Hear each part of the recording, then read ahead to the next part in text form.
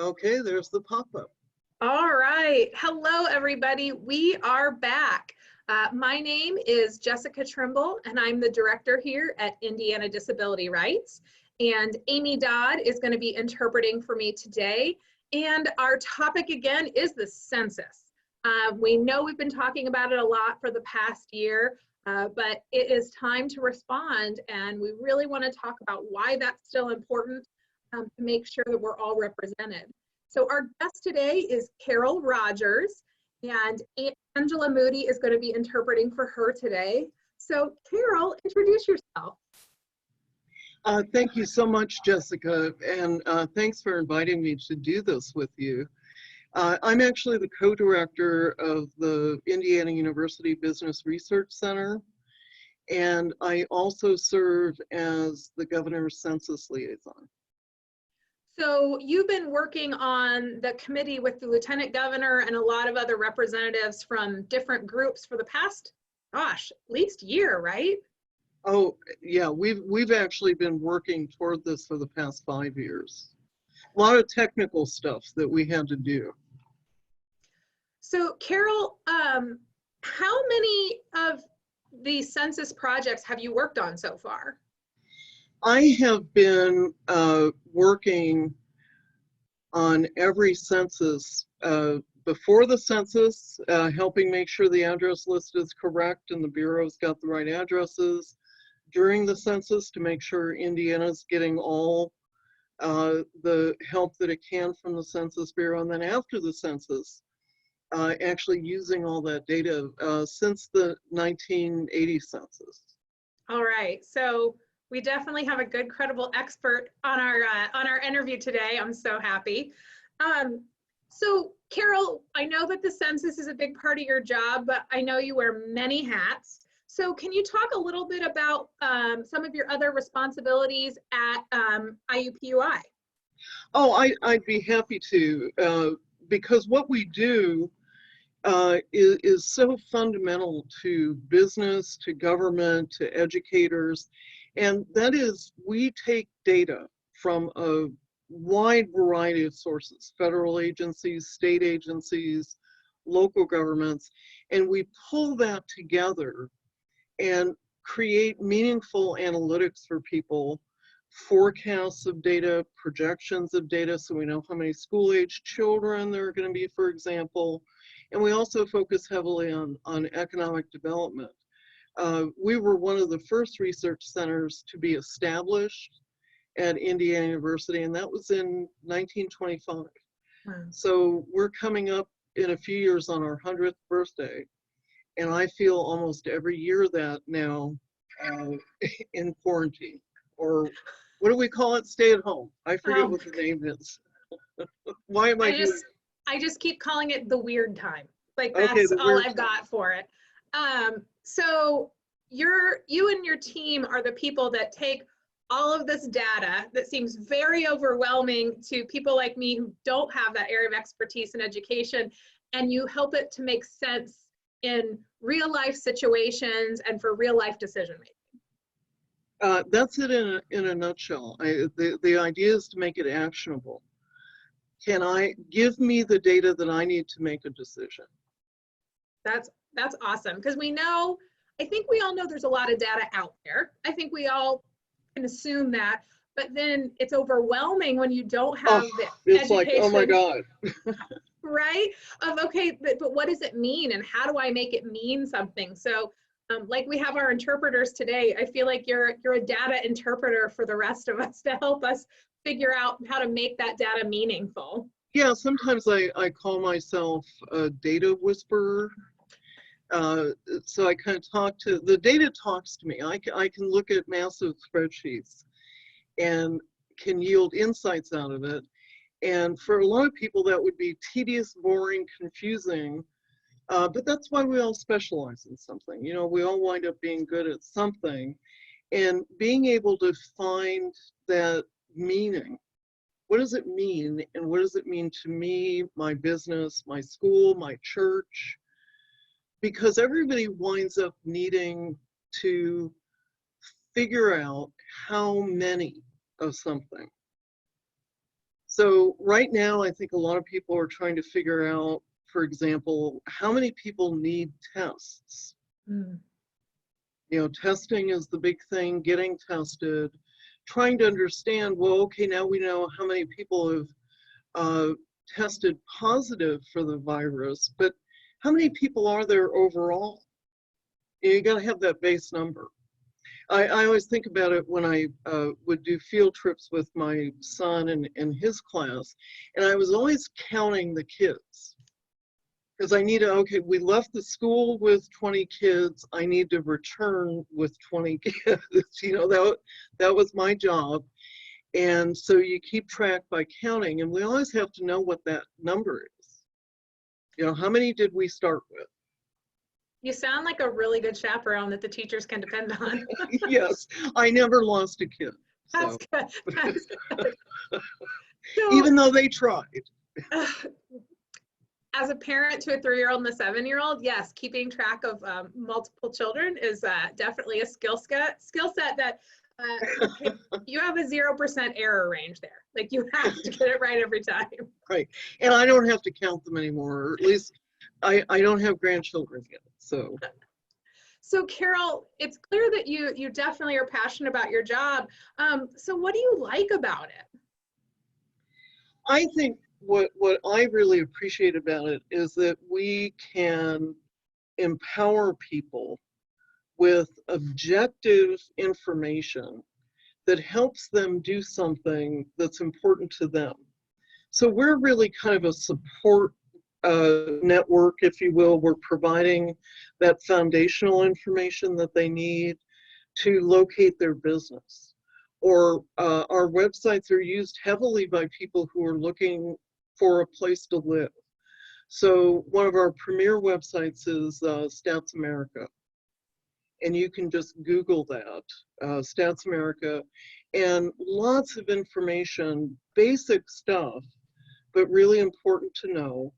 And it's always critical, especially in these fast moving times, to have that anchor data. How many, what type, where is it? How long has it been like this? Those are those basic questions that we can help people answer.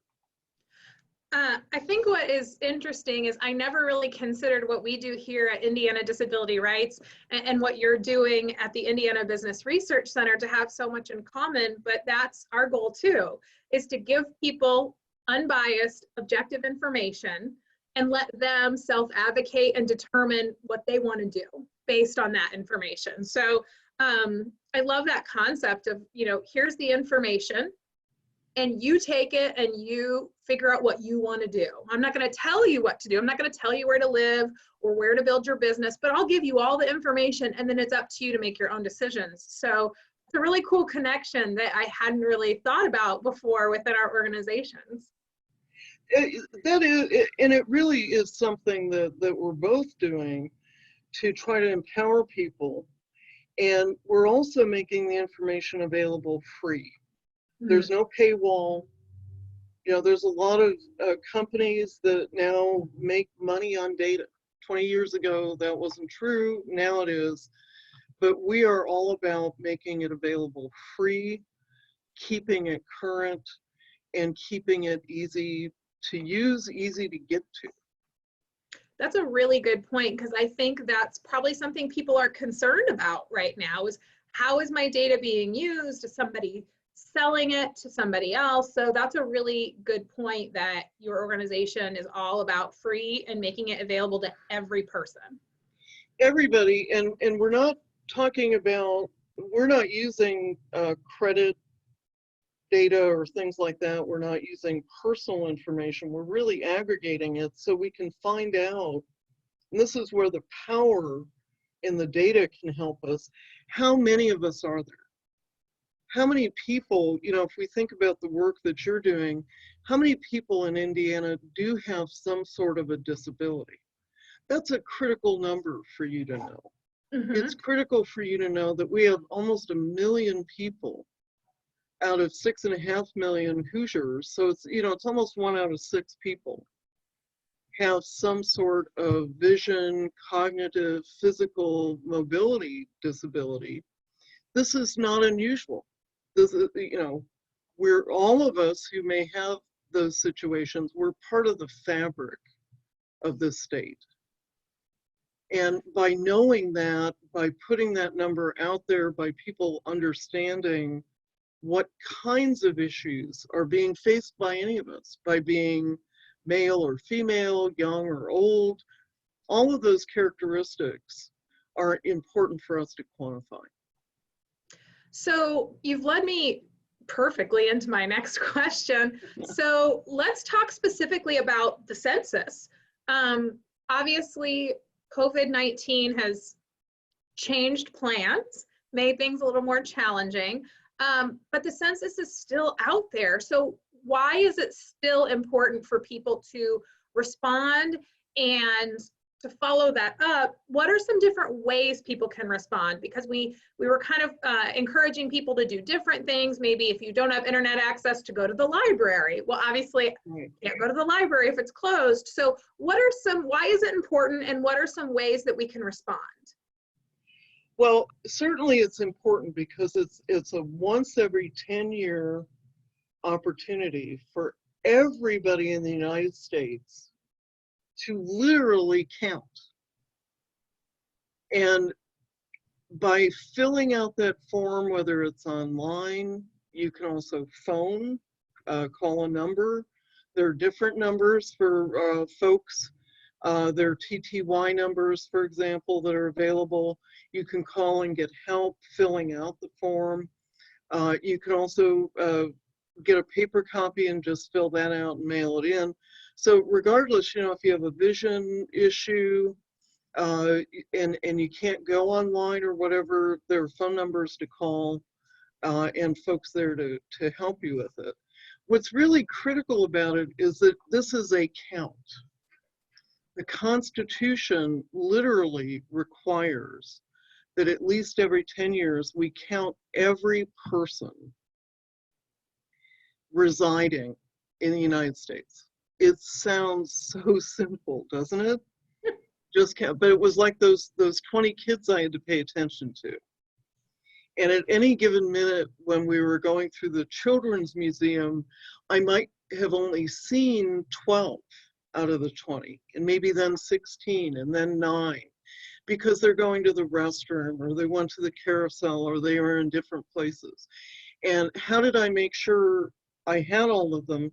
I had to get them all together in one place at one time so that I could count them. That's what the April census is all about. Now it's May, but it's not too late. It is not too late. They're going to keep counting until almost everybody responds. And that one day in time, even though we're in May, is April 1st, right? So wherever you were living on April 1st, 2020. Right. So if you were at your home in South Bend, Indiana, and on April 1st, and that's your usual residence, but because of the COVID issue and family issues, maybe you wound up staying part-time late April, May with family in Bremen, Indiana. You still count in South Bend. That's how you fill out the form. Just where did you reside on April 1st? And there is still time to respond, to be counted. I see it as having our voice heard, that I'm being recognized for living here in Indiana. And since I live here in Indiana, I want to make sure we get a really good count. And we know life still continues during COVID-19. We know people move, people sell houses, get into new apartments, and we understand that. So that's why it's important to say, where was I on April 1st when you're responding to the census?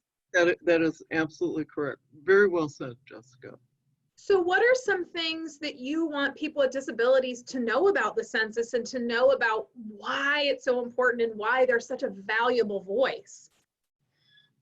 Well, the first thing I think sometimes people think when they see a census form. My hope is most of us think, oh, I have to do this. This is my job. I live in America. I answer the census.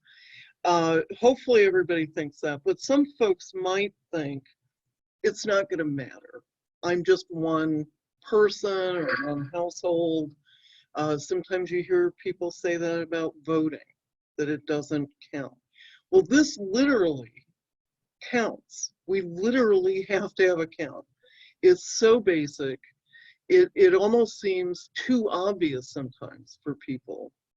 The second thing is they need to recognize that it does matter, because what we need to be able to show to you, Jessica, and for your work is how many of us there are. If one person, two people, three people don't respond, we have an incomplete picture.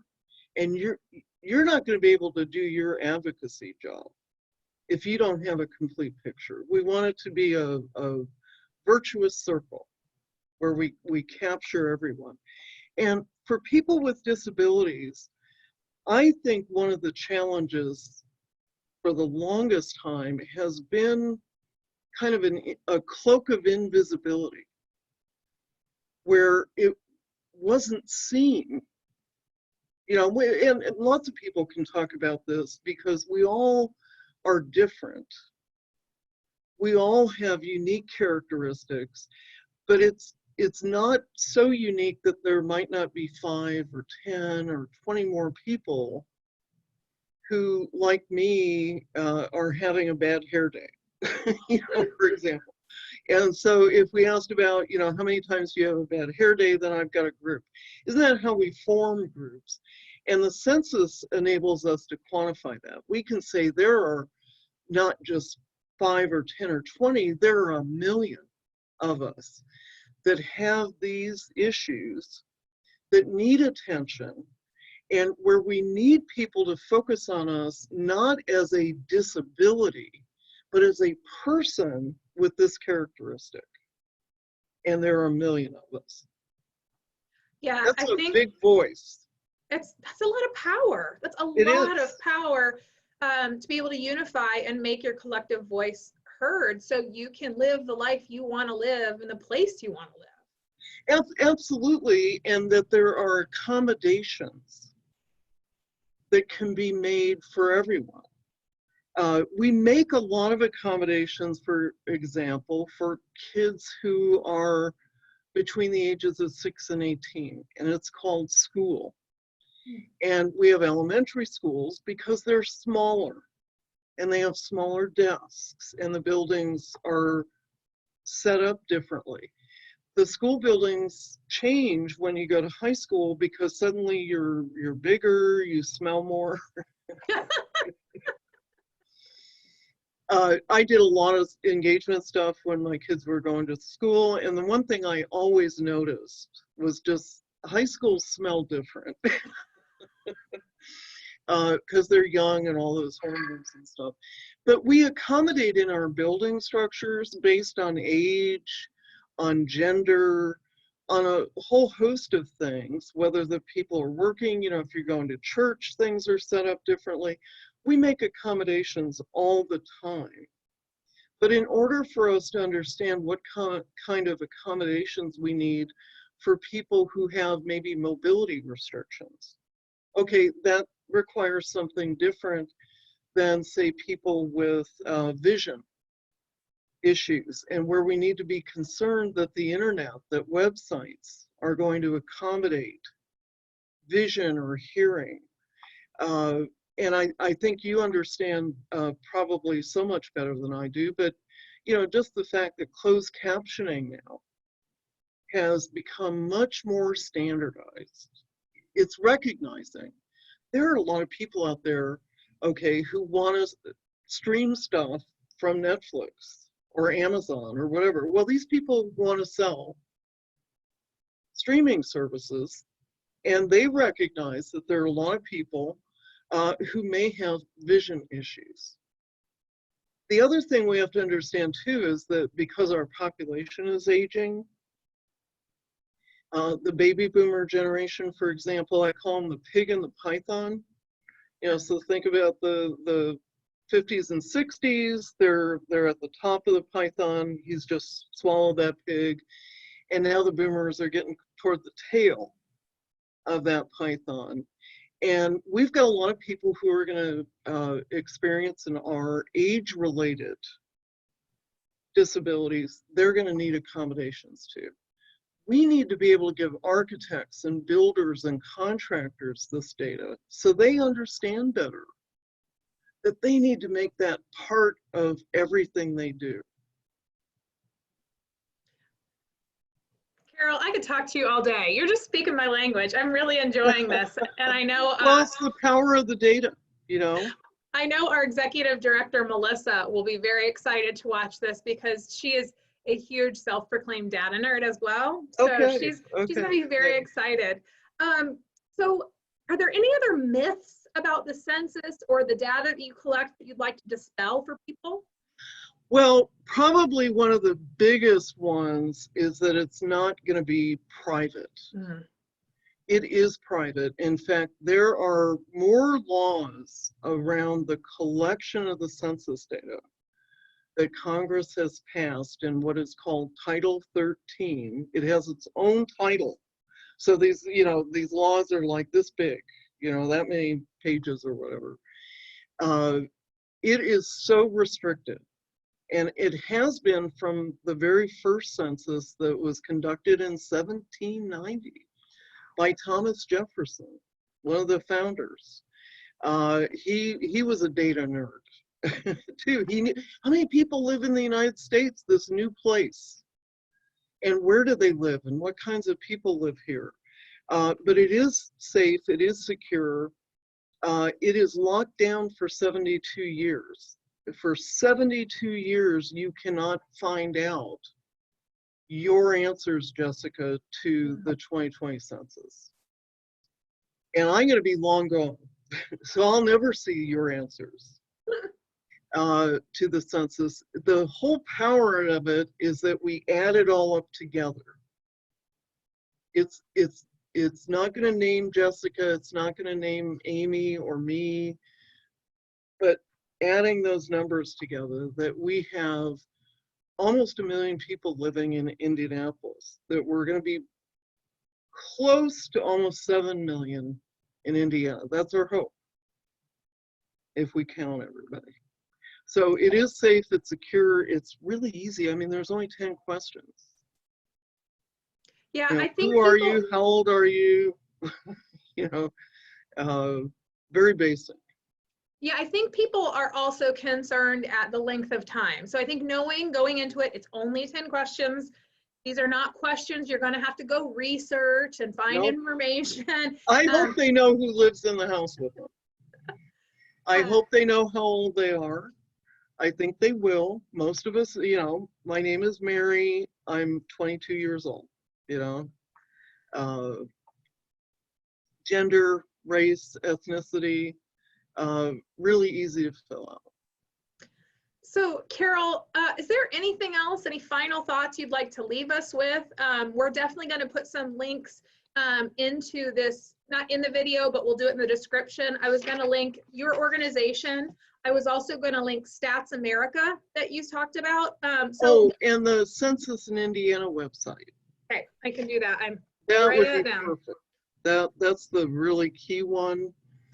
And we have on that website the phone numbers that they can call, examples of the questionnaire, all kinds of things. And people can email me. If they've got concerns or questions, feel free to send me an email. Oh, Carol, that's really nice of you. That's awesome. All right. Any final thoughts, Carol? I mean, I know for us the census is over when we complete it, but it sounds like the census is really never over for you. No, because there's pre, during, and post. So I'm anticipating, you know, using the data. And we also at our center do create estimates and projections of population based on those. But probably the important thing to know is that now that the Census is starting to bring people back to the local offices in Indiana. They're going to start what they call non-response follow-up, knocking on doors or leaving questionnaires, bugging people. Think about your mom nagging you. So Census Mom is going to start nagging any of us who haven't responded, probably over the next 2 to 3 months. So during the summer now, essentially, they're going to be knocking on doors, sending more postcards, and just nagging us all until we get it done. So do your homework.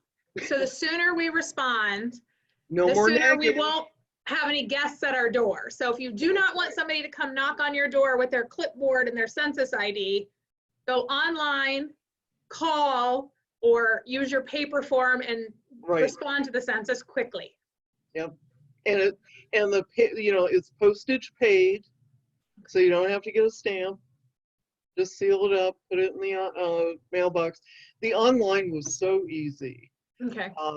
I've also tested out the phone calling, and that's really easy too. And the people they have answering are very nice. That's so great. And again, we will connect, we will put a link in the description of the video to the Census in Indiana website that has all of this information for people so they can answer in a way that's most comfortable for them.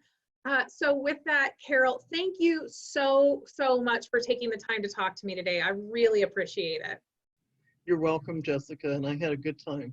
Thanks, me too. And for Angela and Amy, our interpreters, thank you so much, ladies, for being on the call as usual. We're so happy to see you. With that, thanks everybody. Take care and stay healthy. Okay, bye-bye.